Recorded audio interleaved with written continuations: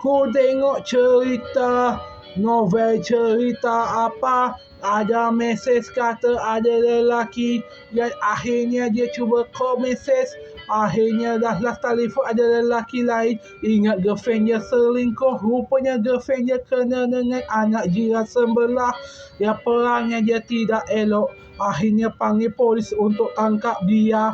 Dan akhirnya dia pun dimasukkan ke penjara, cuba akting nangis tapi tidak berjaya kerana wanita itu sudah kenal sangat anak jiran tetangga dia. Dia suka sangat, ingat dia watak utama. Dan akhirnya dia pergi juga. Dan akhirnya keluarga dia panggil pertolongan. Dan akhirnya berjodohan itu tak terjadi kerana sudah bagi tahu dia lebih cinta girlfriend dia daripada lelaki tak betul. Memang lelaki tak betul selalu ingat dia novel watak utama. Akhirnya dia cuba tanya, kalau tak cinta kenapa tolong, padahal sesungguhnya lalu mengadu pada mak. Ya, emaknya pula mengadu pada keluarga itu. Bukan kerana cinta, akhirnya sedar diri, ingat sudah sedar diri, tapi akhirnya cuba main di media sosial.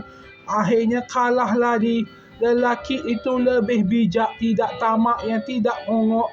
Kerana dia tahu ini bukan cerita, ini reality. Memang orang tua tak betul, memang akan jadikan anak juga tak betul. Itu yang jadi pada keluarga yang tak betul kalau kahwin. Memang nasiblah.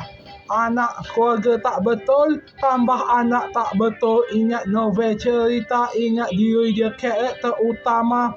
Akhirnya dia kena juga akhirnya. Itulah novel tak jelas.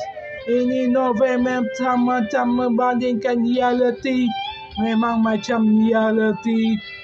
Ku tertanya-tanya kenapa YouTube bahas banyak sangat novel guna AI, kalau buat jadi animasi tidak apa-apa. Memang begitulah. Akhirnya dia cuba lari. Akhirnya kena juga dengan keluarga itu. Keluarga itu lebih pintar, akhirnya panggil musuh dia, akhirnya kena juga.